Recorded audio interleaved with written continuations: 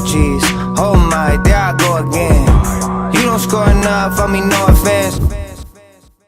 Yo, what's up YouTube? It's your boy Moose and welcome back to the channel, and today we are here with another episode of our Houston Comets expansion mode franchise. In our last episode, we of course got through year number 4 where we saw our Houston Comets make it to the playoffs for the second season in a row, but we were unfortunately defeated in the first round by the Vegas Golden Knights in a hard fought 6-game series, which saw 3 out of the 6 games that we played go to overtime. So our goal here in year number 5 is going to be making the playoffs again, getting past the first round, and hopefully having a lengthy playoff run as we try to capture our very first Stanley Cup. So here we are in the offseason, and we of course have both the NHL draft as well as free agency to get through before we head into year number 5. So without further ado, let's go ahead and sim our way to the NHL draft and get things underway. And taking a look now at the results of the NHL draft lottery, the Winnipeg Jets moved up 1 spot from 2nd overall to 1st, and the Los Angeles Kings jumped all the way up to the 2nd overall pick from number 9. The Arizona Coyotes fall from number 1 all the way to number 3. The Florida Panthers moved out 1 spot as they will be picking at number 4, and rounding out your top 5 picks are the Carolina Hurricanes, who also dropped down 1 spot. And as you guys can see there, Patrice Bergeron has decided to retire here in the offseason, so he ends up finishing his career as a member of the Houston Comets as he finishes with 1,528 career games played, as he was just 9 goals short of 500 career goals as he finished with 491 to go along with 766 assists for 1,257 career points.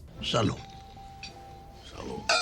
Alright, so here we are at the start of the NHL draft, so let's go ahead and make our way in and get things started. And we are going to have the 28th overall draft pick in this year's draft. But before we make our pick at number 28, let's go ahead and see how things play out with the first 5 picks of this year's draft. So with the first overall pick, the Winnipeg Jets select right winger Holmqvist, and he has an 81 overall with a medium elite potential. So not a franchise potential player, but still a pretty solid pick there at number 1 for Winnipeg. With the 2nd overall pick in this year's NHL draft, the Los Angeles Kings also select a right winger as they take Archer, and he has a 79 overall with medium elite potential. With the 3rd overall pick in this year's draft, the Arizona Coyotes take our 3rd straight right winger off the board as they take 2-way forward Sundin, and he has a 78 overall, and he's also got medium elite potential. With the 4th overall pick in this year's draft, the Florida Panthers select left winger Kapusta, however you want to pronounce that. He's got an 80 overall, so that's a fantastic pick for Florida here at number 4, and he also has medium elite potential. And rounding out our top 5 picks here in this year's NHL draft, the Carolina Hurricanes take the right wing sniper as they select Volchenkov. He's 79 overall, and he also has medium elite potential. Alright, so here we are with our first rounder this year at number 28 overall. And with our first round pick in this year's draft, I'm going to select out of Belarus, defenseman Nikita Sergeyev. And he doesn't end up having medium elite potential, but he does have medium top 4D potential, so I really like that. He's 63 overall, he's a 2-way defenseman, so a really good solid young prospect to add to our defense prospect pool. We'll take it!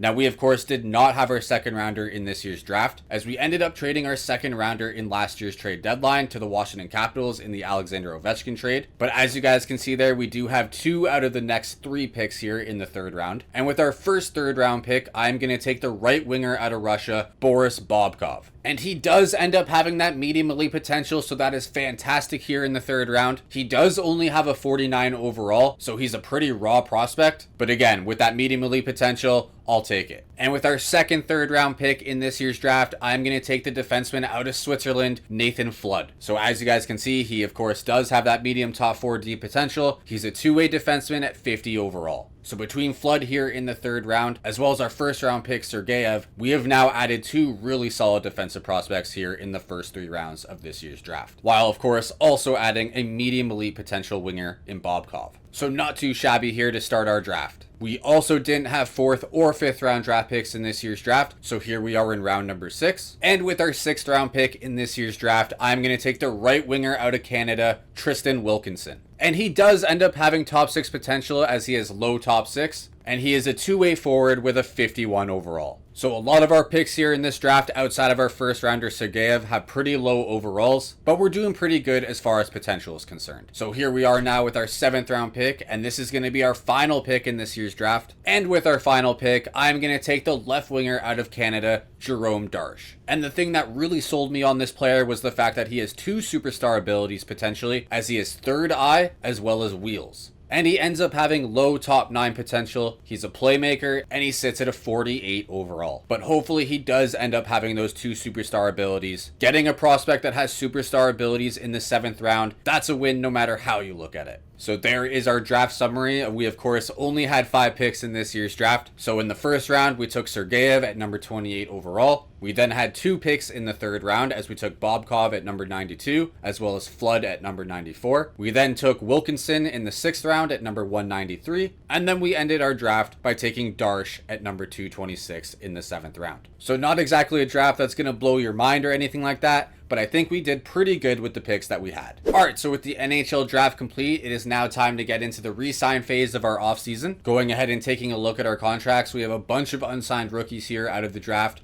And taking a look at all of their overalls, they're all pretty much under 60, except for Sergeyev, of course, who was our first rounder. So I don't think I'm going to sign any of these guys to their ELCs, except for Sergeyev. We're going to go ahead and offer him a contract. So we're going to get him signed to your standard 3-year ELC. And the reason I'm not going to sign any of these guys to their ELCs, they don't have good overalls. Everybody is a 58 overall or lower. So none of them would really get any playing time in the NHL, of course, or even the AHL. So it's better off to just leave them unsigned and let them head back to their junior teams. Taking a look at our UFAs, we've got guys like Alexander Ovechkin, Kasperi Kapanen, Patrick Kane, Matthew Joseph, and Alexei Heponiemi as notable players who are UFAs. Alexander Ovechkin wants a 2-year contract worth $6.2 million a season. However, I think I would only want to do it for 1 year. And his asking price actually goes down to 6.075. So let's see if we can shave this down to 5.8 and get Alexander Ovechkin signed for another season here in Houston. Kasperi Kapanen wants a 3-year deal at $2.5 million a season. I don't think I would do 3 years, but I would potentially do a 2-year deal. And his asking price goes down just a little bit to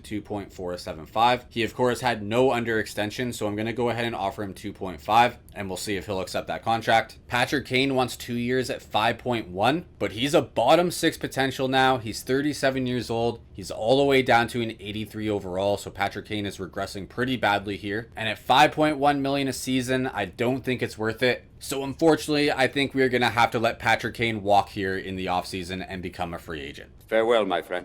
Matthew Joseph is another really solid player at 82 overall and 29 years old. However, he hasn't been in our lineup for the past 2 seasons. He's kind of just been an extra player in our healthy scratch. So I think I'm also going to go ahead and release Matthew Joseph here in the offseason so that we can get some more room in our roster to potentially sign a free agent, or allowing one of our AHL guys to make the jump up to the NHL roster. And Kiefer Bellows is an interesting one. He's 28 years old, only a 79 overall. And while I would maybe like to keep him around just for some depth, he has no under extension, so we would probably have to overpay to keep Kiefer Bellows on the team. So I'd rather just release him as well and open up another roster spot. Alexei Heponiemi, I'm going to go ahead and look to see if we can re-sign him. And he only wants a 1-year deal, and he's willing to do a 2-way contract. And at only $775,000 a season, I think that's a really good cheap contract for an 82 overall center. As far as our RFAs are concerned, there isn't really anybody of note here in our RFAs. So I won't waste any of your guys' time showing you all this RFA stuff. I'll kind of deal with all this stuff off screen. And as far as goalies are concerned, we have all 5 of our goalies within the organization locked up for this next season. So Kasperi Kapanen has agreed to his contract extension, so Kapanen is back on a 2-year deal. Alexander Ovechkin has decided to renew his contract, so Ovi's running it back here in Houston. Alexei Heponiemi has also agreed to his contract extension, so that's a nice cheap contract for us. And I accidentally clicked X too fast, but our first rounder in this year's draft, Nikita Sergeyev, has also agreed to his entry-level contract. And as you guys can see on the screen there, I took care of all of our other UFAs and RFAs, except for these 4 RFAs, which I've gone ahead and offered qualifying offers to each one of them. So as we head into free agency, taking a look at our roster, our centermen at the NHL level are looking great. We've got 95 overall Connor Bedard, 88 overall Felipe Richardson.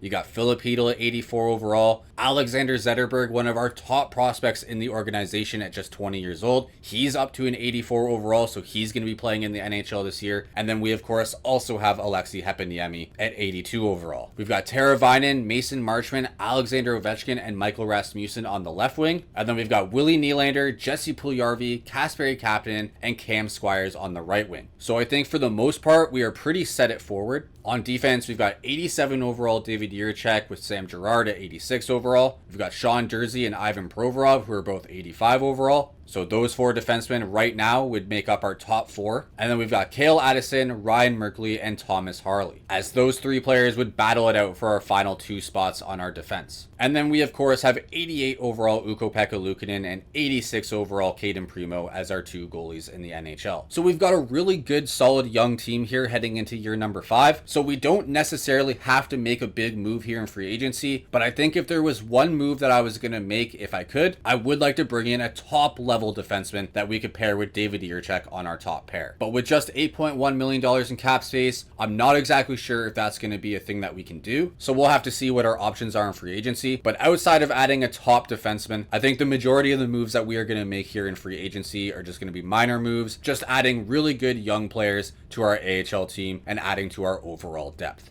And going ahead and taking a look at our top free agents here in free agency, this isn't the greatest class that I've ever seen. You got Pavel Zacha at the top of the board at 89 overall, and he's looking for a massive contract at $11.7 million a season. So we are definitely not going to be joining the Pavel Zacha sweepstakes. Jacob Trouba is the top defenseman available, and he's looking for a 3-year deal at $7.1 million a season. I don't know if it would be worth it bringing in Jacob Trouba at $7.1 million a season. That would eat into the majority of the cap space that we have available, and I don't think he would be a great fit on that top pair with David Jiricek. We've also got guys like Boone Jenner, Blake Wheeler, Brad Marchand, Jaden Schwartz, Brandon Saad, guys like that. And taking a look at the top defensemen available, so yeah, you've got Jacob Trouba, Mario Ferraro, Oliver Shylington, Ryan Graves. There's not really anybody that I see here that fits the bill of what I was looking for. So I don't think I'm going to make any big signings here in free agency. As you guys can see, we've got 45 out of 50 contracts. So I'm going to go ahead and I'm going to offer 5 contracts to 5 really good young players to help fill out our AHL team and our overall depth. So as we get into year number 5, perhaps at the trade deadline, we'll revisit the idea of trying to acquire a top defenseman that we can pair with David Jiricek to help our team in their playoff run.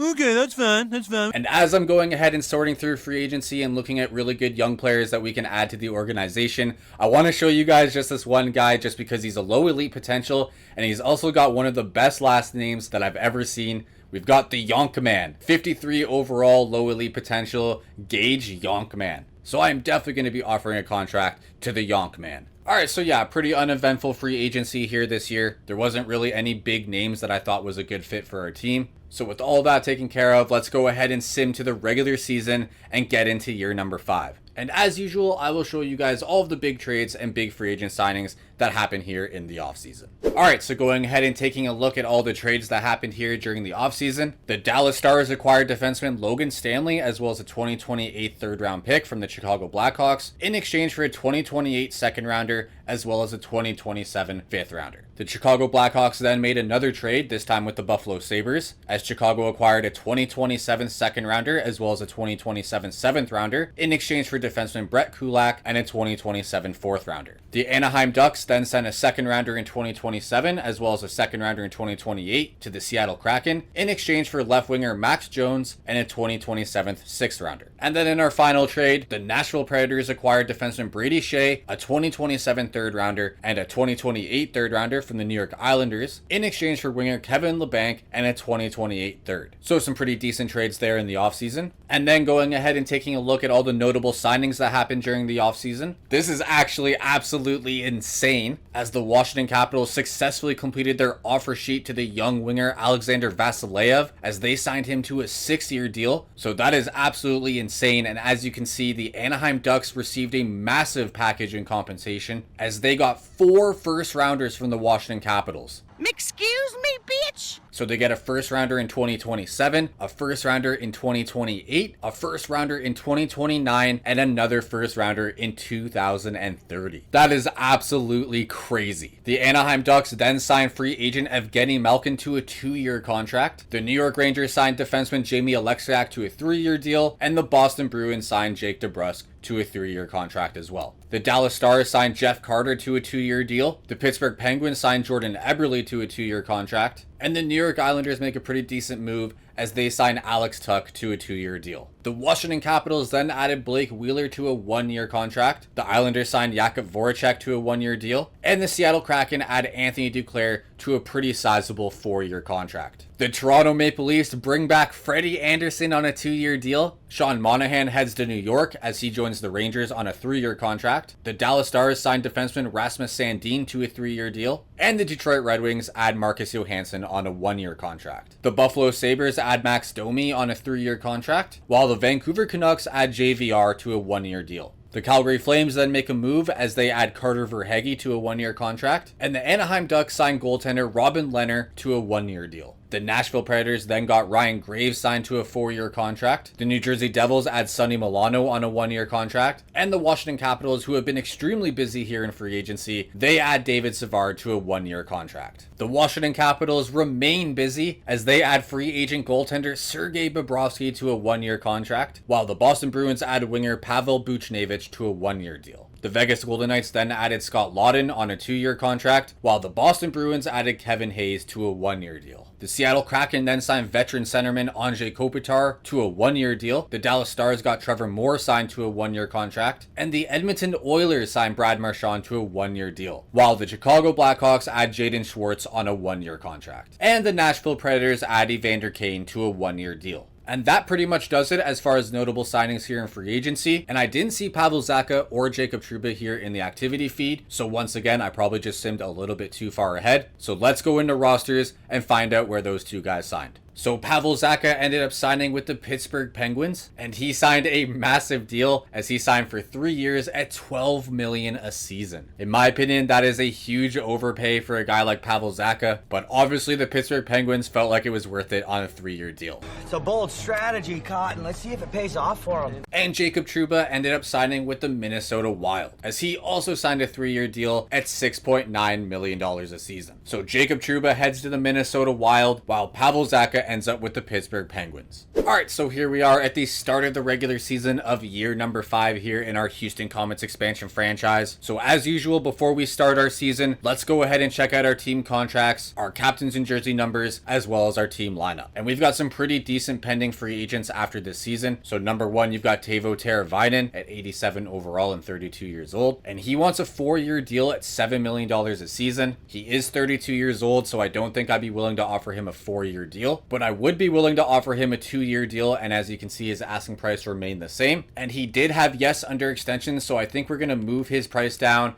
Let's put him down to 6.5. I think that's a pretty fair number for a guy like Teravainen at 87 overall on a 2-year deal. It is $500,000 under his asking price, so we'll have to see if he'll accept this deal. But let's go ahead and offer this contract to Teuvo Teravainen. We've also got Sam Girard, one of our top defensemen on the team, and he wants a 5-year deal at 6.5 a season. And at 28 years old, again, I don't think I want to offer him a huge contract at 5 years, but I think I would be willing to do 3 years for Sam Girard. And he also had yes under extension, so let's see if we can get him at $6 million a season on the dot. So let's go ahead and offer this contract to Sam Girard, 3 years at $6 million a season. Alexander Ovechkin at 41 years old, we can't offer him a contract extension, so we'll just have to wait and see on Alexander Ovechkin. Jesse Puljujarvi is also a pending UFA, and he wants 5 years at 4.7. I don't think I'm going to be willing to do 5 years for Jesse Puljujarvi. I don't really see him developing any further at this point now that he's 28 years old. So I think at 28 years old, I'm only willing to do a 2-year contract for Puljujarvi. And I'm going to offer him well under his asking price at $4 million a season. Cale Addison is also a pending UFA at the end of this season, and he wants 3 years at $6 million a season. He's 26 years old, 84 overall. He had no under extension, so we would likely have to offer more than this $6 million a season in order to get Addison re-signed. And I don't think that's going to be worth it. So I'm going to go ahead and leave Cale Addison alone for now, and we'll revisit signing Cale Addison in the offseason. Alexi Heponiemi is our final pending UFA, and we currently can't offer him a contract extension as of right now. And then we have 2 pending RFAs after this season. So we've got Felipe Richardson and Thomas Harley. Felipe Richardson at 88 overall at just 22 years old. He is one of the major pieces of our team, so I am definitely going to try to get him signed right now. And he wants 3 years at 10.9. That is a pretty expensive contract, even though it's only for 3 years. And it really sucks that he had no under extension, as he's probably not going to accept anything less than 10.9. I do really want to get him re-signed. He is one of our best players on the team, so I'm going to go ahead and just offer this contract as it is, and we'll see if he'll accept his contract extension. It's pretty pricey, but you know what? We got Connor Bedard locked up last year to an 8-year deal at $9.5 million a season, which is an absolute bargain for Connor Bedard at 95 overall. So overpaying just a little bit for a guy like Felipe Richardson, I think that'll be okay. And Thomas Harley, our only other pending RFA, he just wants a simple 2-year deal at $1.2 million a season. I think that's pretty fair, so let's go ahead and offer this contract to Thomas Harley. And taking a look at our goalies, Caden Primo is also a pending UFA at the end of this year, and he actually only wants a 2-year deal at $1.4 million a season. So that's a really good price for our backup goalie. He's an 86 overall, so I love this contract. Let's go ahead and offer this to Caden Primo. Alright, so with our contracts taken care of, let's go ahead and check out our captains and jersey numbers. So as I mentioned in our last video, Connor Bedard is now our captain. He's 95 overall. Patrick Kane is no longer on the team, so it is now time for Connor Bedard to take over as the leader of this team. Felipe Richardson, our other really good young center, he is going to be stepping up this year and taking on a leadership role, as he will be our first assistant captain. And Alexander Ovechkin is going to be our other assistant captain. Alexander Zetterberg, our top prospect on the team, he is of course making the jump to the big leagues this year, as he is going to be playing in the NHL, and he is going to be wearing number 22. Taking a look at our team lineup, on the first line you've got Alexander Ovechkin on the left wing, with Connor Bedard at center and William Nylander on the right side. On our second line, you've got 87 overall Teuvo Teravainen with 88 overall Felipe Richardson at center, with 85 overall Jesse Puljujarvi. And on our third line, you've got Mason Marchment on the left wing, and he is going to be centered by our number 1 prospect, Alexander Zetterberg at 85 overall, as he will be making his NHL debut. And on the right wing, you've got 84 overall Cam Squires. And on our fourth line, on the left wing, you've got Alexi Heponiemi with Philip Hedl at center and Kasperi Kapanen on the right wing. On defense, on our top pair, you've got Samuel Girard with David Jiricek. On the second pair, you've got Ivan Provorov and Sean Durzi. And on the third defense pair, you've got Thomas Harley with Cale Addison. Of course, Ukko-Pekka Luukkonen will be our number 1 goalie at 88 overall, and backing him up is Caden Primo at 86 overall. On our first power play line, you've got Connor Bedard, William Nylander, and Felipe Richardson at forward, with Alexander Ovechkin and David Jiricek playing the points. And on power play line number 2, you've got our young rookie stud Alexander Zetterberg playing center, along with Mason Marchment and Teuvo Teravainen on forward, with Ivan Provorov and Sean Durzi playing the points. So our lineup is looking really solid heading into year number 5. I think this team should be an absolute lock to make the playoffs this year. But again, like I said in the offseason, I do want to add a number 1 defenseman that we can pair with David Jiricek on that top pair. So as we sim through this season and head towards the trade deadline, I think that's going to be the one thing that I look to do to try to take this team to the next level as we try to contend for a Stanley Cup this season. And I know in every single video in this series up to this point, we have headed into the first game of the season and we have watched our team in action. But I think for this episode, we're going to do things a little bit differently. I think we're going to skip the gameplay portion. I expect this team to make the playoffs for a 3rd season in a row. So I think we're going to have a lot of in-game action as we sim through the playoffs and we jump into every single overtime. So just to save time and do things a little bit differently, I think we're going to go ahead and just jump into simming the regular season. Of course, we have a bunch of pending contract offers to a few of our UFAs and RFAs. So let's go ahead and advance a couple of days and see what those guys say to their contract offers. As we sim through our first game of the season, we take the win 2-1 against Boston. So let's go. We won our season opener. Yes. Yes.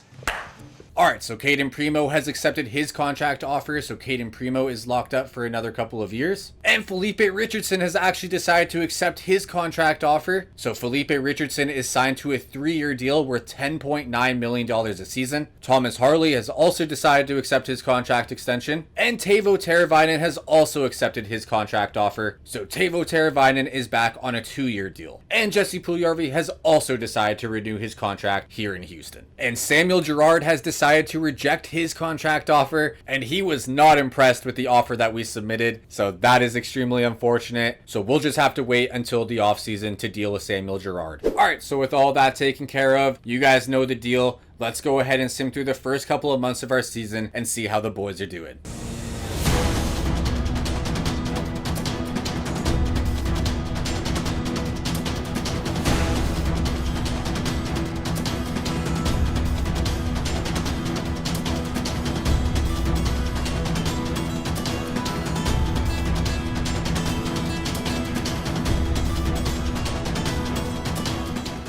Alright, and after simming through the first couple of months of the season, the Houston Comets had a decent sim there, as through our first 27 games of the season, we sit at a 16-10-1 record with 33 points, which has us sitting in 4th place in the Central Division, as we are 2 points behind the Minnesota Wild, who are in 3rd place, 3 points behind the Colorado Avalanche in 2nd place with 36 points, and 6 points behind the Chicago Blackhawks, who sit at the top of the Central Division with 39 points. Alexander Ovechkin currently leads the Houston Comets in scoring through the first 27 games, as he has 35 points with 15 goals and 20 assists. And Connor Bedard is right behind Ovechkin with 34 points, as he has 20 goals and 14 assists. William Nylander sits 3rd on the team in scoring with 30 points, as he has 8 goals and 22 assists, while Felipe Richardson sits at 21 points with 7 goals and 14 assists. And our young rookie centerman Alexander Zetterberg is having a pretty solid start to his NHL career, as he has 13 points in his first 27 games with 5 goals and 8 assists while skating on our 3rd line. Ukko-Pekka Luukkonen is off to a pretty rough start here in year number 5, as through 19 games played, he has a 9-9-1 record with a really bad .896 save percentage and a 3.19 goals against average. And Caden Primo has an unbelievable record through his first 9 games, as he has a record of 7-1 with a 901 save percentage and a 3.2 goals against. Alright, so now let's go ahead and sim all the way up to the day before the NHL trade deadline. Again, like I mentioned, we are most likely going to look to add a top defenseman here at the deadline, so hopefully the boys can keep performing here and stay in the playoff picture as we get to the trade deadline. Alright, let's go ahead and sim and see how the boys are doing.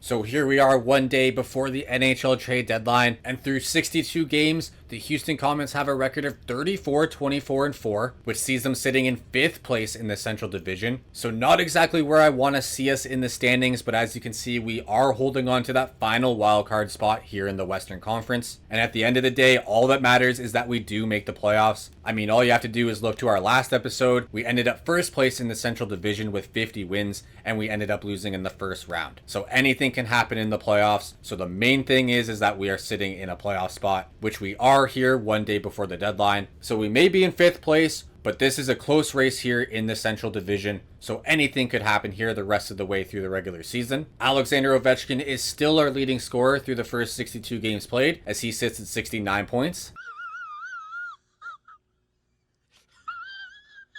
Connor Bedard is 2nd on team scoring, as he sits at 63 points with 35 goals and 28 assists. William Nylander has 19 goals and 39 assists for 58 points, as he is 3rd on the team in scoring. And Felipe Richardson sits at 53 points with 19 goals and 34 assists. And our young rookie Alexander Zetterberg, he's having a pretty decent rookie year playing on the 3rd line, as through 62 games he has 31 points with 10 goals and 21 assists. And in net, things are looking a little bit better for Ukko-Pekka Luukkonen through 44 games. He has a record of 23-18-3 with 2 shutouts, a .905 save percentage, and a 2.89 goals against. And backing him up through 20 games, Caden Primo has a record of 11, 6-1 with 1 shutout, an 897 save percentage, and a 3.31 goals against. So thankfully, Ukko-Pekka Luukkonen has stepped his game up a little bit here after a really tough first 20 or so games. So as we head into the NHL trade deadline, like I mentioned, the main thing that I think I'm going to do is I'm going to address our defense, preferably a top 2 defenseman that we can add to our top pair with David Jiricek, and then we can move Sam Girard down to our second pair, Provorov down to our third pair,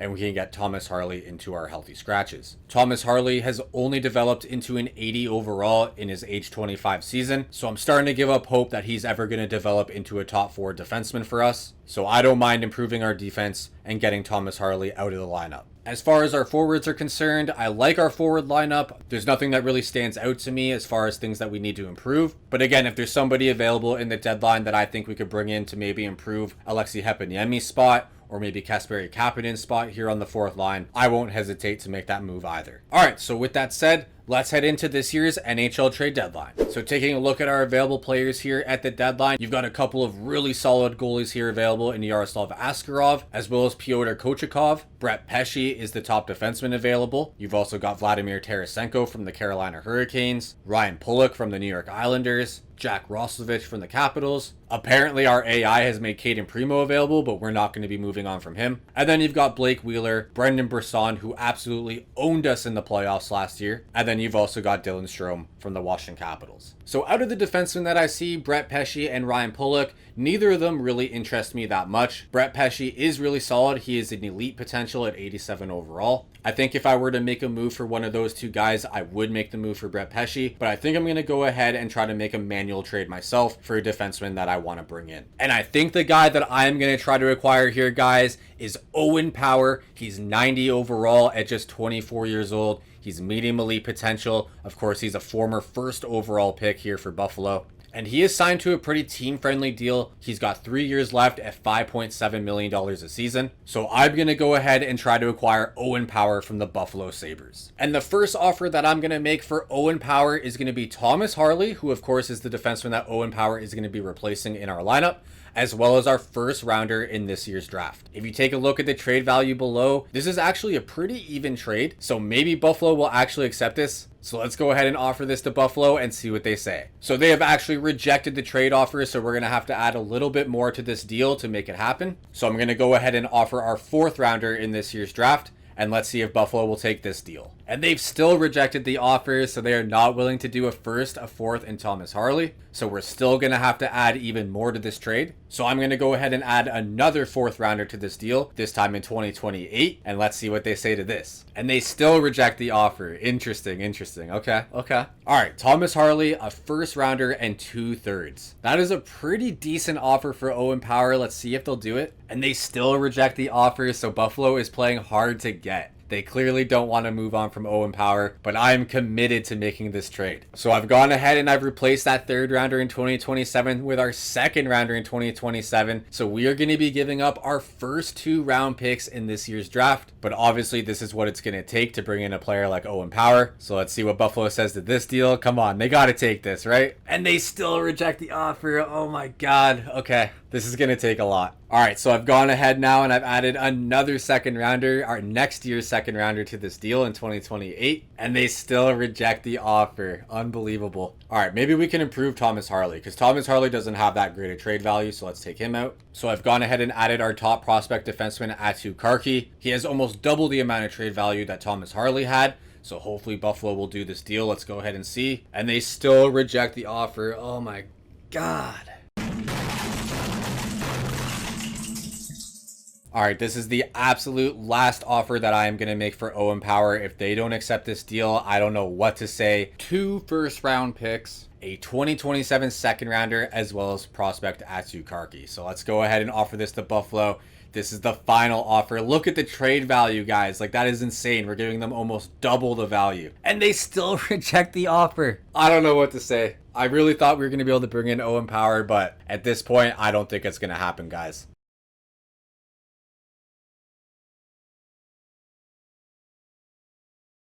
So another defenseman that catches my eye is 87 overall Denton Mateychuk, however you want to pronounce that. He's only 22 years old at that 87 overall. So let's go ahead and see if we can find a trade for Mateychuk. And taking a look at the trade find feature, they would be willing to give up Mateychuk for our 2028 first rounder. So not this year's, but next year's first rounder, as well as 2 prospects, Bobkov, who we just drafted in this past season's draft, as well as a defensive prospect in Levshunov. So let's go ahead and remove this first rounder. Let's see if we can snake the Columbus Blue Jackets. Offer them our second rounder this year instead of next year's first. As you guys can see the trade value below, we're still giving them a really good amount of trade value, well over what they're giving us in Mateychuk. So realistically, they should be interested in this deal. So let's go ahead and offer this. And they reject the offer, so they're not going to do it for the second rounder. So I'm going to go ahead and try one more thing. I'm going to go ahead and offer them 2 second rounders. And if they reject this trade, then we'll go back to the original offer and we will give them the first rounder in 2028, as we are going to decline this trade from Washington.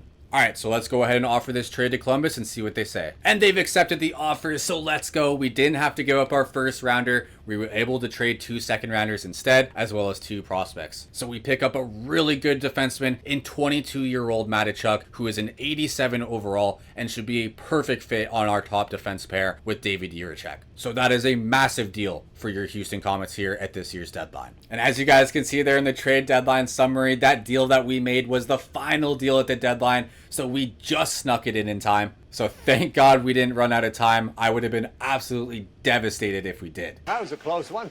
Going ahead now and taking a look at the notable trades made at this year's deadline, the Boston Bruins acquired Anthony Mantha from the Washington Capitals in exchange for a 2027 second round pick, as well as a 2028 third round pick. And the Philadelphia Flyers acquired prospect Philip Ekberg, as well as a 2027 fourth rounder from Winnipeg, in exchange for centerman Ryan Johansson, a 2028 third round pick, as well as a 2028 fifth rounder. The Tampa Bay Lightning ended up acquiring centerman Brendan Brisson, as well as Nicholas Aube-Kubel from the Vegas Golden Knights, in exchange for prospect Lardy, a 2028 second rounder, as well as prospect Zibanejad. The St. Louis Blues acquired a couple of prospects in defenseman Nico Minkinen, as well as goaltender Corbin McMuffin. That's a great name right there, McMuffin. As the Minnesota Wild acquired defenseman Adam Pelech from the St. Louis Blues. And the Calgary Flames acquired Dylan Strome from the Washington Capitals, as Washington acquired a second round pick in 2028, as well as a fourth round pick in 2027. The Colorado Avalanche ended up acquiring goaltender Pyotr Kochikov from Carolina in exchange for Mikhail Backlund, Niederberger, and a 2027 seventh round pick. The Vegas Golden Knights then acquired a couple of prospects in left winger Reed Schaefer and defenseman Gail Georgievich in exchange for centerman William Karlsson and a 2028 fourth round pick. And then of course, in the final trade of the NHL trade deadline,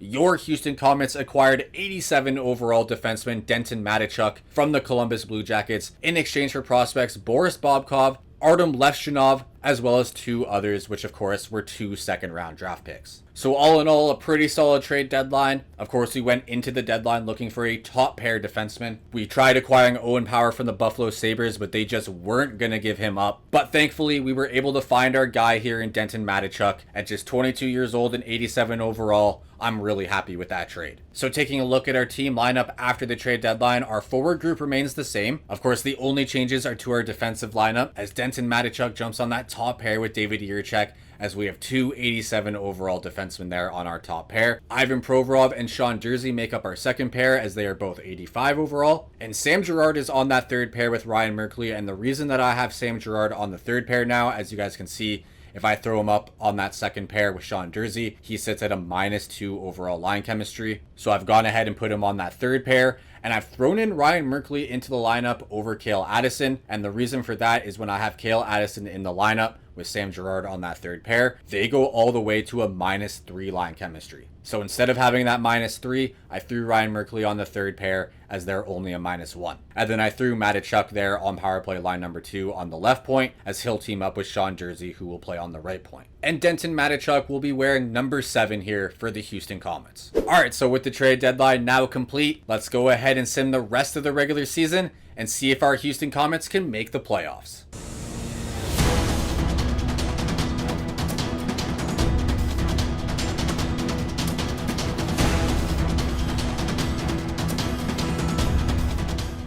And after simming through the rest of the regular season, our Houston Comets did absolutely amazing through the last month or so of the season, as through our full 82 games, we finished with a record of 49, 28, and 5, as we jumped all the way up to number 1 in the Central Division with 103 points. So after adding Denton Matachuk at the trade deadline, our Houston Comets performed amazing through the final stretch of the season, so I am feeling really good about that move that we made at the deadline. In what could be his final season of his career, Alexander Ovechkin was absolutely amazing, as he ended up leading the Houston Comets in scoring with 98 points in 82 games, as he finished with 41 goals and 57 assists. Connor Bedard was second on team scoring, as he finished with 87 points with 45 goals and 42 assists. And William Nylander was third on the team with a point per game, as he finished with 82 points with 28 goals and 54 assists. Felipe Richardson had a fantastic season, as he was fourth in team scoring with 75 points, 27 goals, and 48 assists. And Alexander Zetterberg had a pretty decent rookie season, as he finished with 45 points in his 82 games with 14 goals and 31 assists. Ukko-Pekka Luukkonen ended up playing in 56 games, as he finished with a record of 33, 20, and 3 with 3 shutouts, a .912 save percentage, and a 2.69 goals against average. So a pretty solid season there from our number 1 starter. And Caden Primo was also solid in his backup role, as through 28 games played, he finished with a record of 16, 8, and 2 with 2 shutouts, a .900 save percentage on the dot, as well as a 3.19 goals against. Taking a look at your top scorers during the regular season, Alexander Ovechkin actually ended up leading the entire league in scoring with his 98 points, as he of course had 41 goals and 57 assists. So what an unbelievable year from Ovi, as he ends up leading the league in scoring at age 41. That's what I'm talking about! That's why he's the MVP! That's why he's the GOAT!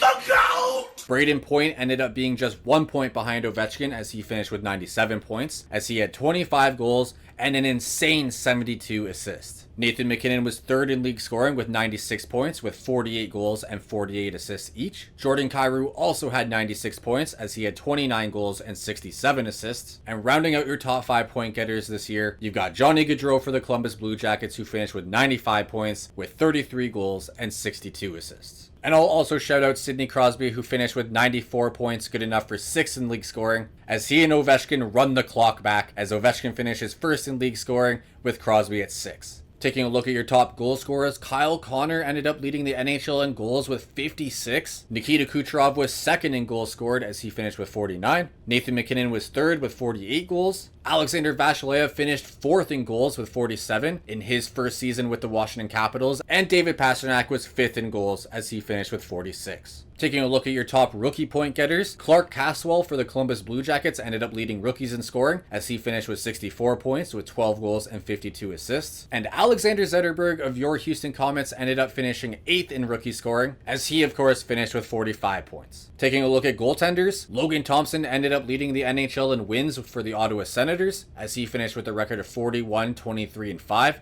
And Connor Hellebuck also finished with 41 wins, as he finished with a record of 41, 20, and 7 for the Winnipeg Jets. Your Houston Comets, of course, finished at the top of the Central Division with 103 points and 49 wins. The Chicago Blackhawks finished second in the division with 100 points and 46 wins. Dallas finished with 99 points with 47 wins, and the Winnipeg Jets also finished with 99 points but with 45 wins. And your 5th and final team to clinch a playoff spot here in the Central Division are the Colorado Avalanche, as they finished with 97 points and 45 wins. Taking a look at the top 5 teams during the regular season, the best team in the league this year was the New Jersey Devils, as they finished with 117 points with 55 wins. The Ottawa Senators were the second best team in the league this year, as they finished with 107 points and 51 wins. Your Houston Comets were the third best team in the NHL this season, as they of course finished with 103 points and 49 wins. The Toronto Maple Leafs were 4th in the league with 101 points with 48 wins. And rounding out your top 5 teams in the league this year are the Chicago Blackhawks, as they finished with 100 points on the dot with 46 wins. Taking a look at our AHL team this year, the Houston Apollos had a fantastic season, as they finished first place in the North Division, as they had a record of 54, 23, and 5 for 113 points. And as you guys can see there, they were actually second in the entire AHL, as they only trailed the Manitoba Moose, who had 118 points with 54 wins. Blake Murray led the team in scoring as he finished with 66 points with 26 goals and 40 assists. Joel Svensson was second on the team in scoring with 64 points with 26 goals and 38 assists. And Kasper Haltunen also had 64 points as he finished with 22 goals and 42 assists. Noah Volley was absolutely outstanding this year for the Houston Apollos, as in 63 games played, he had a record of 40, 19, and 3 with 2 shutouts, a .919 save percentage, and a 2.15 goals against. So another great season from our AHL team. Alright, so with the regular season wrapped up, let's go ahead and sim to the playoffs and see who we're going to be facing in round number 1. And we are going to be going up against the Colorado Avalanche here in round number 1. So this is going to be an opportunity for redemption from 2 seasons ago. Of course, in year number 3, the Colorado Avalanche swept us in 4 games. So we are going to have an opportunity now here in year number 5 to redeem ourselves and take down the Colorado Avalanche and win our first playoff series in franchise history. So we are going to do this the exact same way that we did this in our previous video in year number 4. We are going to go ahead into each individual game and do the slow sim, and anytime that a game heads into overtime, we are going to jump into the action and watch things unfold. So alright, with all that said, let's go ahead and jump into game number 1 of our first round series against the Colorado Avalanche. So alright, here we are in game number 1, so let's go ahead and sim the first period. And after the first period, we are tied 0-0. So nobody scores here in the first period of game number 1, so now let's go ahead and sim period number 2. And the Colorado Avalanche jump out to a commanding 3-0 lead as they get goals from Mikko Rantanen, Freddie Gaudreau, and Oscar Steen. So that is a tough second period for our Houston Comets here in game number 1, but let's go ahead and sim period number 3. And both teams score twice as Connor Bedard and William Nylander get the goals for Houston, while Nathan MacKinnon and Freddie Gaudreau score for the Colorado Avalanche. So the Colorado Avalanche take the game 1 victory 5-2 here against the Houston Comets. So that's a tough way to start our first round series against Colorado, especially with our first 2 games at home. So let's hope we can take the victory here in game number 2. So going ahead now and simming the first period of game number 2. And the Houston Comets jump out to a 2-1 lead as they get goals from William Nylander as well as Connor Bedard on the power play, while the Colorado Avalanche get their goal from Nathan MacKinnon. So that's a solid first period from Houston as they take a 1-goal lead into the second period. Let's go ahead and sim.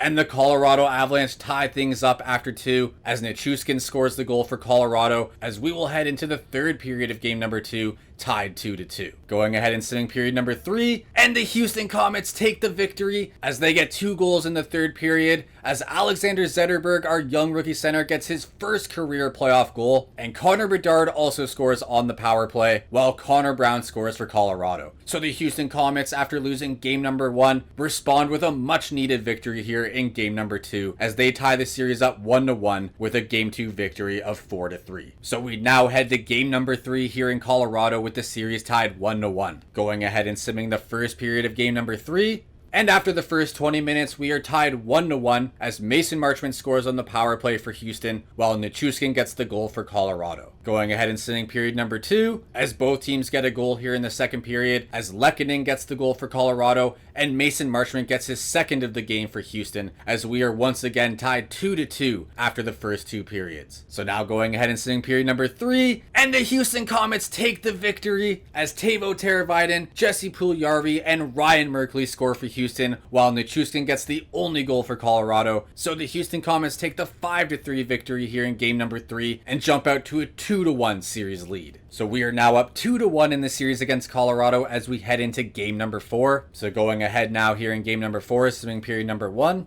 The Colorado Avalanche jump out to a 1-0 lead as they get a goal from Nathan MacKinnon. So now going ahead and simming period number 2. And the Colorado Avalanche once again score the only goal of the period as Mikko Rantanen scores on the power play. So after 40 minutes, the Colorado Avalanche are up 2-0 here in game number 4 as they look to tie the series up. So let's go ahead and sim period number 3. And the Colorado Avalanche put it away here in game number 4 as they score 2 more goals, one from Nathan MacKinnon and another one from Mikko Rantanen, while William Nylander scores their only goal for the Houston Comets as the Colorado Avalanche take the game 4 victory 4-1 and tie this first round series up 2-2. So heading back to Houston for a critical game number 5 with the series tied 2-2. Let's go ahead and see who's going to take the 3-2 series lead and put themselves 1 win away from the second round. So going ahead and simming the first period of game number 5.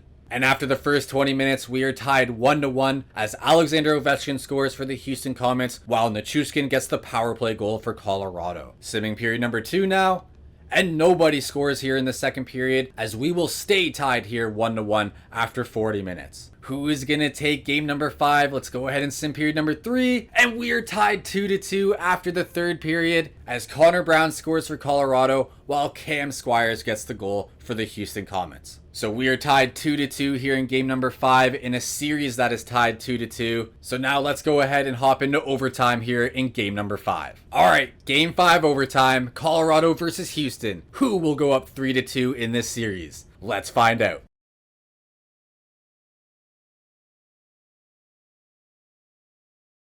Will someone get a chance to put the game on their stick?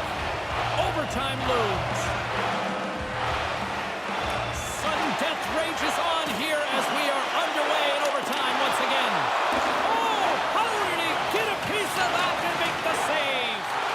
A spirited battle along the boards for the puck. Taken by McCarr. Moves it to Nichushkin. Rocked on the play.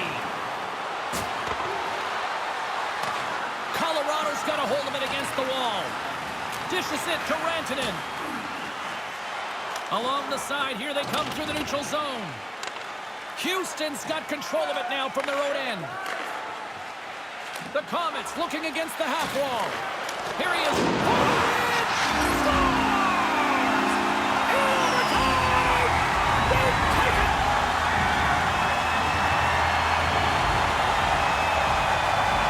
A spectacular night made even more magical with this fan base. They are unbelievable. Wow! Everybody goes and pats the goal scorer on the head, but this play's faced before. Look at the balance and strength. They're pushing on him to try and get him off the puck. He creates this entire play before he passes it on for the goal.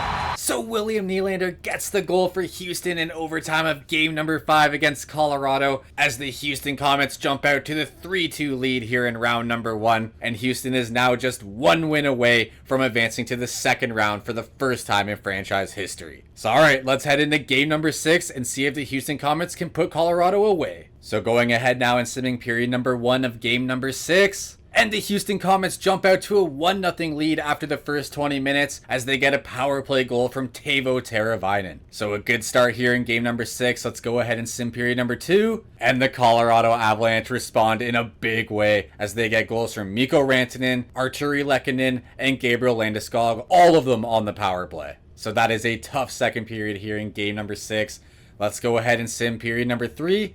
And no one scores as the Colorado Avalanche take the 3-1 victory here in game number 6 and will force a game number 7. Alright, so it all comes down to this. It's game number 7 of round number 1. Let's go ahead and hop into sim and see what's going to happen here. I am freaking nervous. So going ahead and simming period number 1 of game number 7. And the Houston Comets have a huge first period as they score 4 goals. One from Alexander Zetterberg, Connor Bedard gets 2 goals, and Kasperi Kapanen also gets a goal, while Arturi Lehkonen gets the goal for Colorado, as the Houston Comets are up 4-1 after the first 20 minutes here in game number 7. Alright, let's go ahead and sim period number 2, and nobody scores in period number 2, and the Houston Comets are just 20 minutes away from advancing to the second round for the first time in franchise history. Going ahead and simming period number 3, and no one scores, and the Houston Comets will take the 4-1 victory here in game number 7 as they will defeat the Colorado Avalanche and move on to round number 2.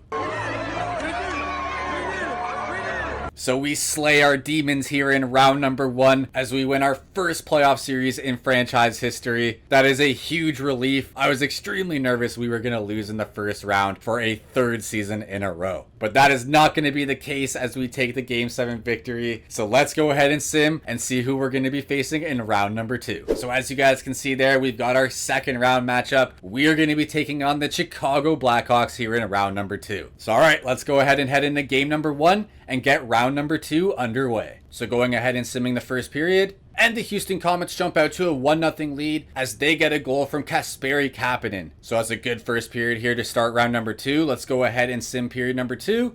And the Houston Comets score twice as they get a power play goal from Connor Bedard as well as a goal from Felipe Richardson, while Vlasic gets the goal for Chicago. So the Houston Comets will take a 3-1 lead here into the third period. So let's go ahead and sim period number 3. And the Houston Comets get the only goal as Ryan Merkley scores the goal for Houston, as they will take the 4-1 victory here in game number 1 and go up 1-0 in this round number 2 matchup. So a huge game number 1 victory there here in round number 2 for Houston. So let's go ahead and hop into game number 2 and going ahead and simming period number 1. And the Houston Comets continue to roll here in round number 2 as they get goals from Alexi Heponiemi as well as Felipe Richardson.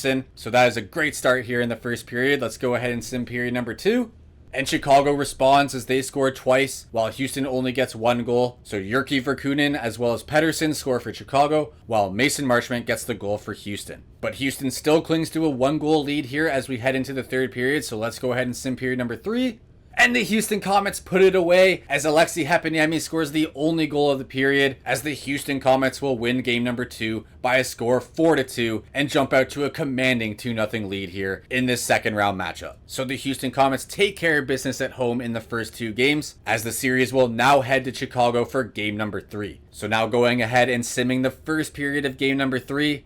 And both teams score once each, as William Nylander gets the power play goal for Houston, while Colby Barlow gets the goal for Chicago. Going ahead and simming period number 2, and the Chicago Blackhawks get the only goal of the second period, as Reichel scores the goal for them, as they will head into the third period with a 1-goal lead. Going ahead and simming period number 3, and an absolute offensive explosion from both teams, as the Houston Comets score 3 times while the Chicago Blackhawks score twice. So we get goals from Connor Bedard, Jesse Puljujarvi, as well as William Nylander, while Tyler Toffoli gets both goals for Chicago. And we will head into overtime here in game number 3, tied 4-4. So this is a huge opportunity for Houston to steal a game on the road and take a commanding 3-0 series lead. Game 3 overtime, Houston, Chicago. Enjoy. Overtime, moments away. The puck is dropped. Call it now. Who's the OT hero? Great hit on the play. Can't complete the pass as it goes off a stick. Sends it into the offensive zone. And they'll battle for that loose puck along the boards. Houston's got the puck along the wall. And it takes a shot. They score! They take it in overtime!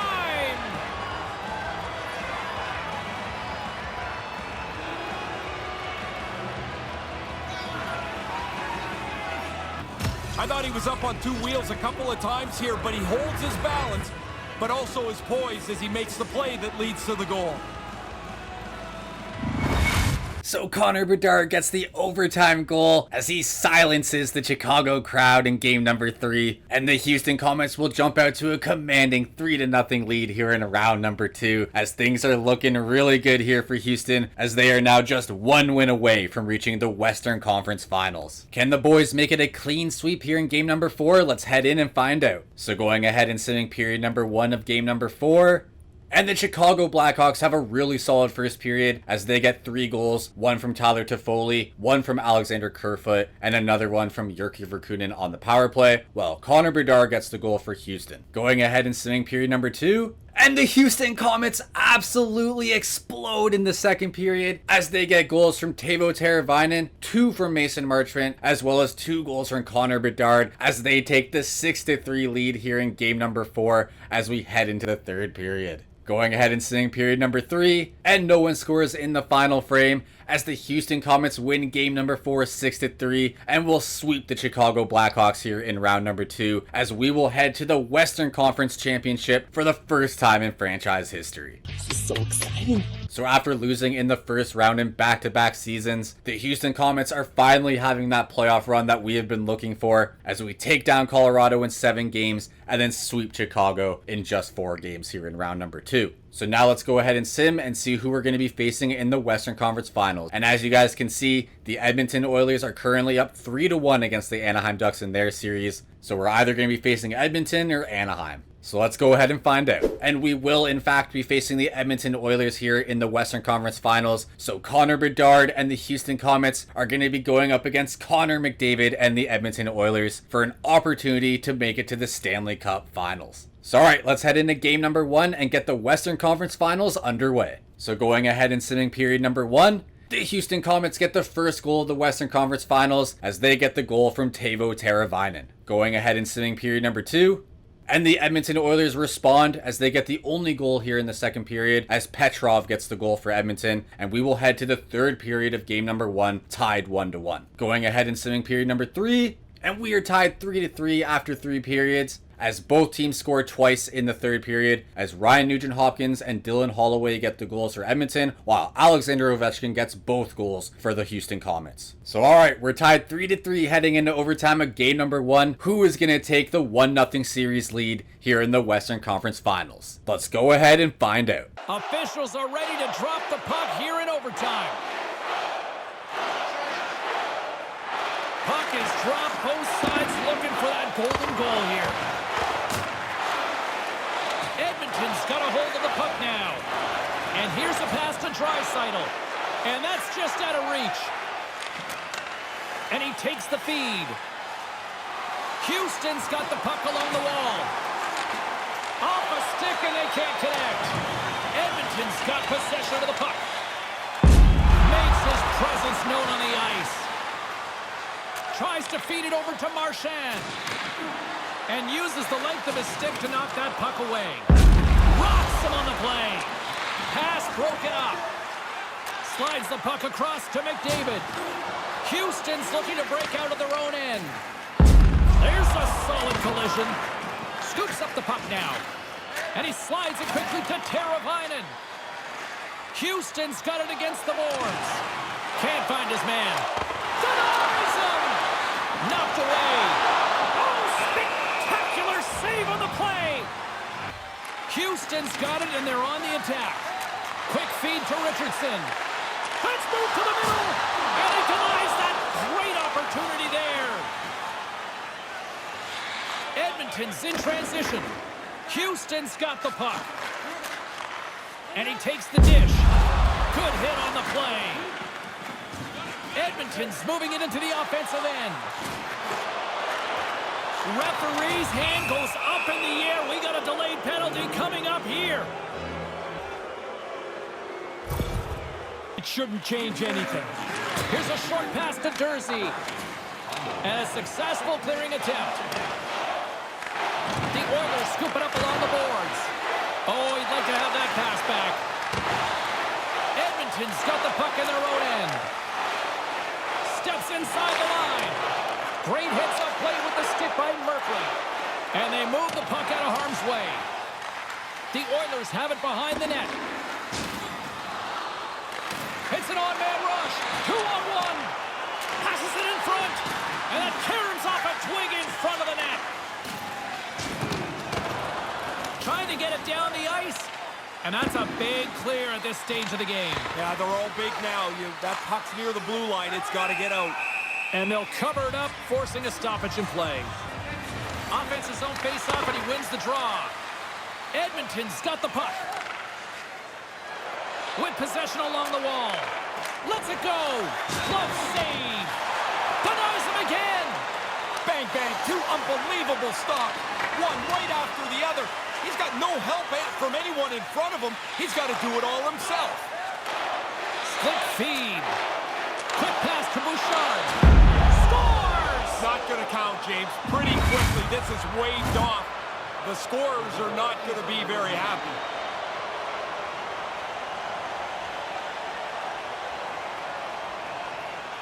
No change in the score as that goal was waved off, and we are ready to drop the puck again. McDavid's won the draw inside the neutral zone. Coughs it up in the neutral zone. Puck scooped up by Murphy. And that goes off. The glove play continues here. Oh, and a good textbook hit there. Poked away at center by Draisaitl. The Comets move it ahead. Fails to find the open man. The Oilers look to start the transition game. Oh, love the defensive stick work there to poke that one away. Turn that one aside. Oh, and another save! Ovechkin's taking it from his own end. Edmonton's power play fails to capitalize in OT. What an opportunity missed there, James. A power play in overtime. They can't cash in. and we go back to even strength. My goodness, what a hit! You don't see hits like that anymore. The game goes so fast, but the defender got into great position and delivered a devastating hit. And that somehow stayed out of the net. Off a stick. Houston's gained possession along the boards. Moves the puck. Moves it quickly over to Squires. Can't connect on the pass. Edmonton's got the puck in the defensive end. Can end it in overtime. Oh, what a save! I thought he had him. He has him pulled out of position, but the goalie keeps the game going. Houston's got it along the wall. Moves it to Nylander. Great defensive effort with the stick. And that's blocked in traffic. Passes it over to Harrison. Takes it across the blue line. Houston's got the puck along the boards. And he slides it quickly to Marchment. Looking to make something happen in the offensive zone. A chance for the win! Oh, what a save to keep it tied! Oh, it gives up the body as he lays out for the block. What a selfless play! Harrison's got the puck. Oh, that was violent. Yeah, he hit him so hard, the people sitting right on the glass are going to sit up straight. They're scared, too. Houston's got the puck against the half wall. Edmonton's got it in their own zone. Quick feed to Bear. Here's a chance. Turns him away. Luukkonen's going to pounce on it, and he'll take the whistle. Threat, guys. Let's see if he uses that to his advantage here in overtime. Here's a short pass to Marchand. Along the wing up the neutral zone. And the puck skips away after that move. Teravainen's close to pulling off a great move there. Just denied in zone. He almost lost it for a second there, but regains control of the puck. Houston's got a hold of it along the wall. And that's poked away by McDavid. Houston's ready to go on the attack. Looking to end it! And he denies him with a monstrous save here in overtime! My goodness, look at this! The pressure is really starting to cook. And they skated out of the danger zone. Here's a chance. We got a whistle as the puck's frozen. Edmonton's won the draw and they'll go to work. And that goes off a player in front. Scores! The overtime winner! And we'll put this one to bed!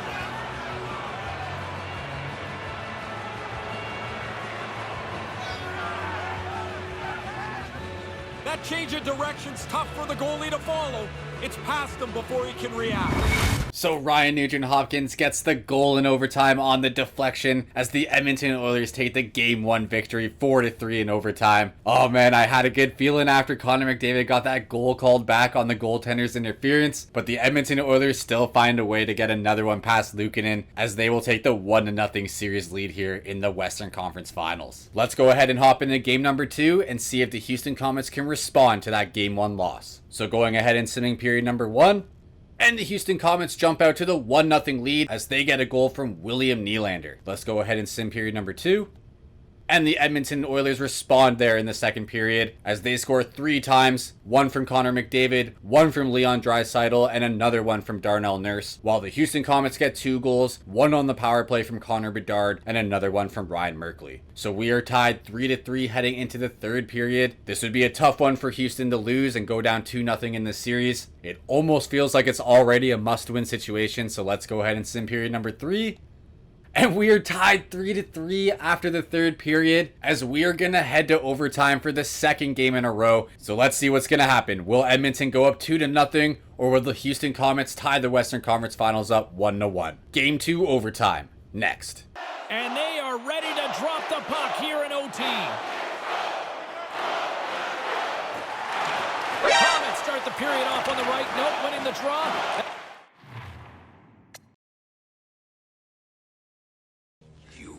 Ooh. Their man advantage unit gets going. Quick pass to Richardson. On the attack along the boards. Here's a chance. And the puck skips off the puck.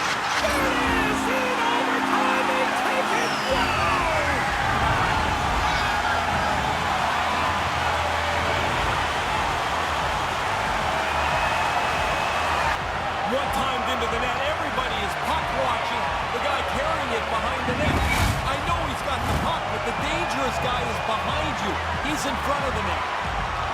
And Connor Bedard gets the goal in Game 2 overtime to tie the series 1-1. Just a massive goal there from Connor Bedard. And I'd like to say that I get an assist for that one, as I obviously screwed up and accidentally forgot to make it computer versus computer, which actually directly led to us getting the puck and going down and scoring right away in that overtime. You're welcome, Houston. That's just like we drew it up, right? Alright, so the series is now tied 1-1 as we head to Edmonton for game number 3. So going ahead now and simming the first period of game number 3. And the Houston Comets jump out to a 2-1 lead after the first 20 minutes as Teuvo Teravainen and Connor Bedard get the goals for the Comets, while Connor McDavid gets the goal for Edmonton. So up 2-1 now here in game number 3. Let's go ahead and sim period number 2. And the Edmonton Oilers respond as they get goals from Leon Draisaitl, Brad Marchand, and Evan Bouchard, while Cam Squires gets the lone goal for Houston here in period number 2. So Edmonton heads to the third period with a 1-goal lead. Let's go ahead and sim period number 3. And Edmonton gets the only goal in the third as Zach Hyman scores for Edmonton, as they will take the 5-3 victory here in game number 3. So your Houston Comets are now down 2-1 as we head to game number 4 in Edmonton. So going ahead and simming period number 1. The Houston Comets jump out to a 2-1 lead once again as they get goals from Connor Bedard and Teuvo Teravainen, while Harrison gets the goal for Edmonton. So up 2-1 as we head to period number 2. Let's go ahead and sim.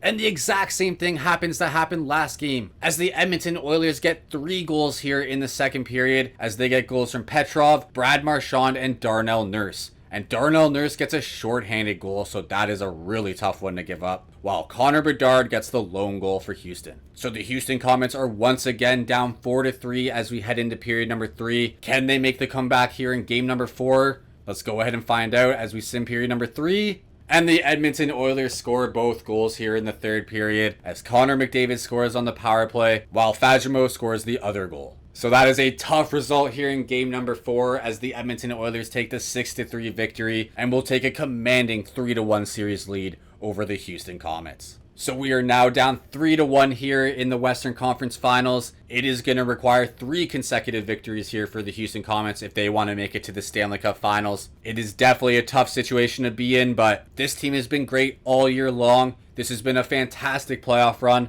I still believe in this team. I think we can do this. You can do it! So in the first period here of a must-win game number 5, let's go ahead and sim the first period.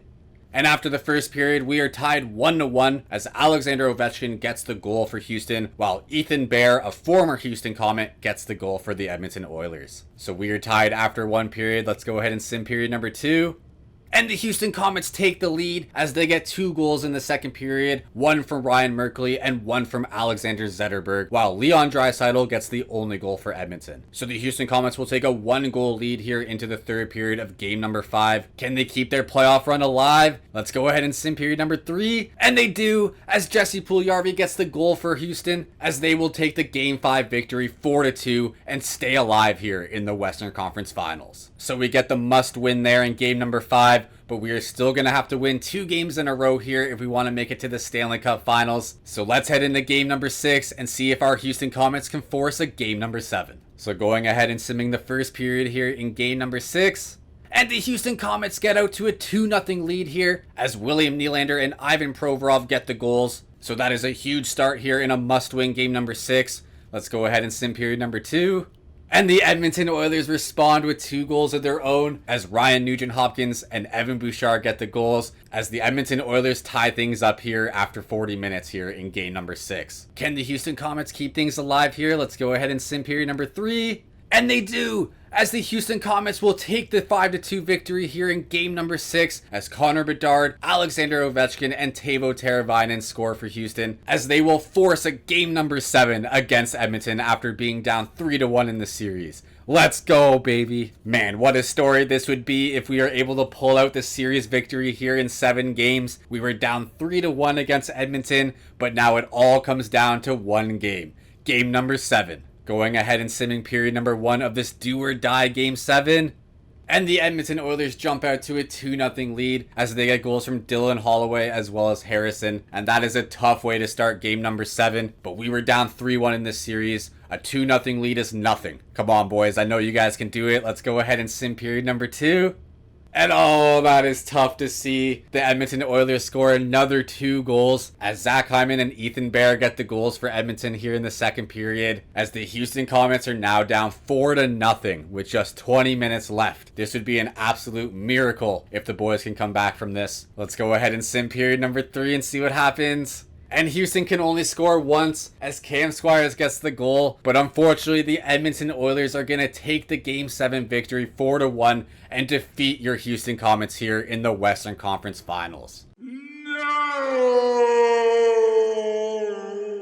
Oh man, that is tough to see. I really thought we were going to pull it off after we forced Game 7 being down 3-1 in the series. That would have been an amazing story. It's really too bad we weren't able to make it to the Stanley Cup Finals, but this was a fantastic playoff run. We went to Game 7 in Round 1 against Colorado. We then swept the Chicago Blackhawks in Round number 2, and then we went to Game 7 once again in the Western Conference Finals here against Edmonton. Connor Bedard was absolutely lights out, as you guys can see there. He led the team in scoring in the playoffs with 29 points in 18 games played. So just a great playoff there from our captain, Connor Bedard. And even though we don't make it to the Stanley Cup Finals here in year number 5, I think as we get into year number 6, year number 7 and beyond, we will definitely break through and make it to the Stanley Cup Finals, and we will raise the Stanley Cup at some point. But unfortunately, that's not going to be the case here in year number 5. But either way, it was a fantastic run. However, things within the organization are not completely over as far as the playoffs concerned. Our Houston Apollos are currently in the Eastern Conference Finals against the Hershey Bears,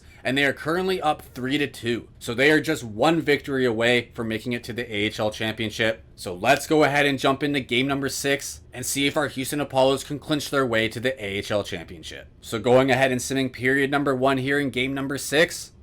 The Houston Apollos and Hershey Bears are tied 1-1 after the first 20 minutes, as Medema gets the goal for Hershey, while Joel Svensson gets the goal for the Apollos. Going ahead and simming period number 2, and the Houston Apollos get the only goal, as they will go up 2-1 as Devin Hordichuk gets the goal for Houston, as they are just 20 minutes away from clinching their way to the AHL Championship. Going ahead and simming period number 3, and the Houston Apollos get it done, as Zidlicki gets both goals for Hershey, while Blake Murray and Jakub Kromiak get the goals for Houston, as they will take the Game 6 victory 4-3, and they will head to the AHL Championship. And in the Calder Cup final, the Houston Apollos will be taking on the Coachella Valley Firebirds. So let's go ahead and hop into game number 1 and get the Calder Cup Championship underway. Going ahead and simming period number 1. The Coachella Valley Firebirds absolutely dominate the first period as they score 6 unanswered goals against Houston, as they get 2 goals from Kidney, 2 goals from Sachin, as well as goals from Goyette and Nyman.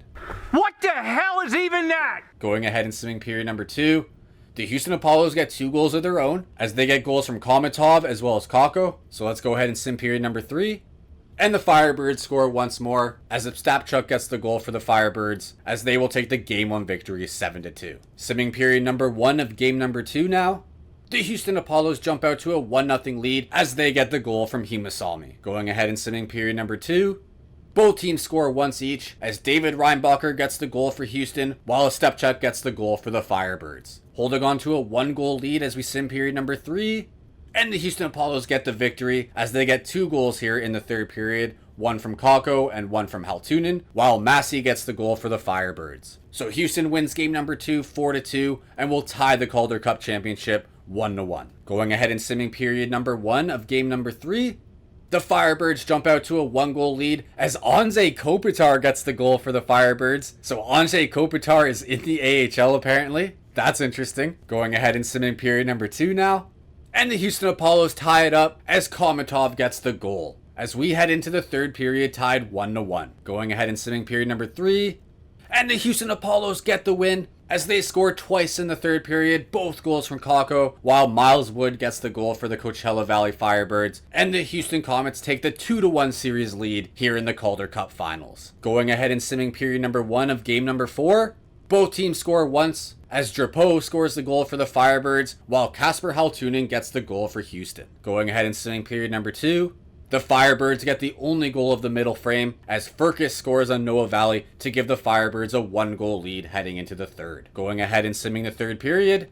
The Houston Apollos get 2 goals while the Firebirds score once here in the third, as Dickinson and Tuamala get the goals for Houston while Cotton scores for the Firebirds. And I'm actually not going to jump into the action for this overtime. I'm only going to do it once we get into a situation where one team can win the finals. So let's go ahead and sim the overtime now.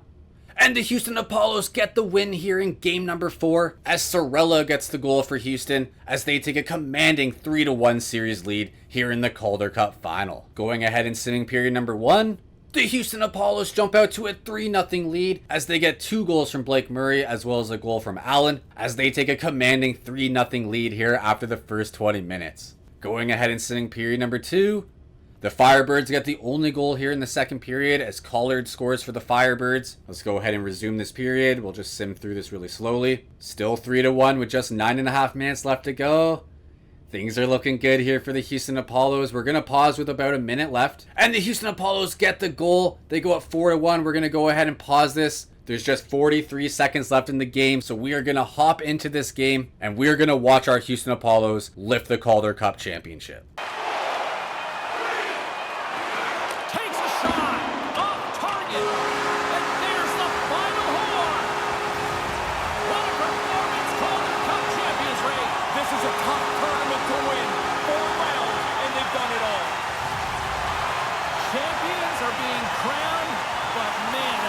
The other guys at the other end of the ice right now. You work so long, so hard, and if you don't win, you get nothing for it. Nobody really wants or cares about who's in second place.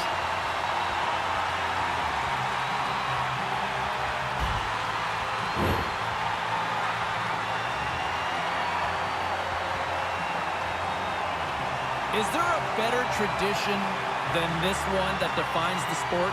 Depends which side of the line you're in. Yeah.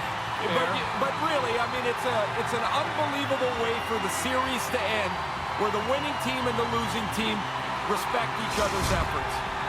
What an impressive team effort from start to finish, and as a result, they're collecting the trophy. Isn't it something? All this year, all this battle, all this work, and really, you want to put a trophy up over your head. That's your goal. Just for that. That's it. And it's worth it. Oh, it is every inch of the way.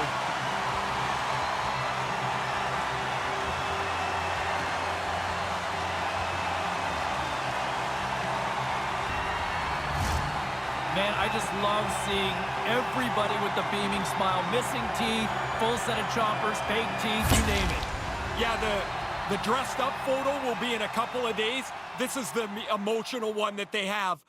So not only does our NHL team make it all the way to Game 7 of the Western Conference Final, our AHL team is also the champions of the AHL. And taking a look at the NHL, the New Jersey Devils ended up being the Stanley Cup champions. As you can see there in the playoff bracket, they ended up beating the Edmonton Oilers in 6 games as they took them down 4-2. And taking a look at their journey to the Stanley Cup Final, the New Jersey Devils beat the Boston Bruins in 7 games in round number 1, and then took down the Carolina Hurricanes in just 5 games. They then moved on to the Eastern Conference Final, where they narrowly escaped the Ottawa Senators as they walked away with the Game 7 victory, and then of course moved on to the Stanley Cup Final, where they took down the Edmonton Oilers 4-2. Connor Bedard, despite not even making it to the Stanley Cup Finals, ended up leading the playoffs in scoring as he put up 29 points in 18 games, with 17 goals and 12 assists. So just an outstanding playoff performance from Connor Bedard as he put up 17 goals in 18 games, almost a goal a game. Just an unbelievable run from Connor Bedard. Connor McDavid also had 29 points, but he did it in 24 games as he led the Edmonton Oilers all the way to the Stanley Cup Final with 11 goals and 18 assists. Jack Hughes was the leading scorer for the Stanley Cup champion New Jersey Devils as he put up 27 points in 25 games with 9 goals and 18 assists. Jesper Bratt was right behind him with 25 points as he put up 12 goals and 13 assists in 25 games. And rounding out your top 5 scorers here in the NHL playoffs is Brad Marchand of the Edmonton Oilers as he put up 25 points in 24 games with 11 goals and 14 assists. The New Jersey Devils are of course your Stanley Cup champions after year number 5, and they were also the President's Trophy champions during the regular season. So the New Jersey Devils break the President's Trophy curse as they have the best record during the regular season, and they also won the Stanley Cup. Of course, I usually don't show the awards for the AHL, but I gotta do a shout out to my AHL team, the Houston Apollos, as they of course are your Calder Cup champions. And Joel Svensson ended up winning the Jack A. Butterfield Trophy as he was the MVP during the playoffs. My man.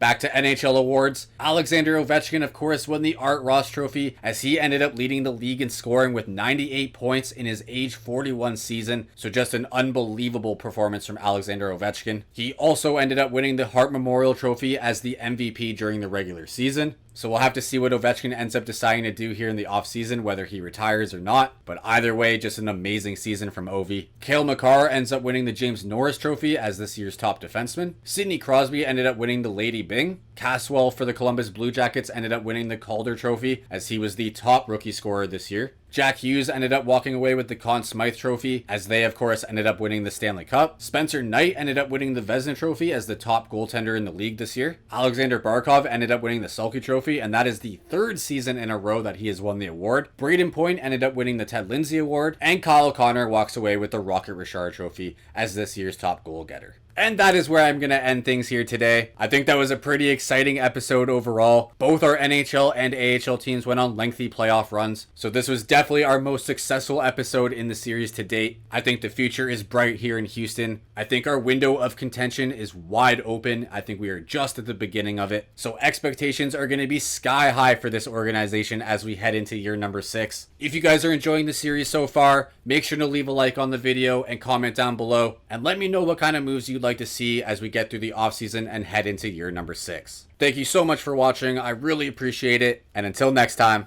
Moose out.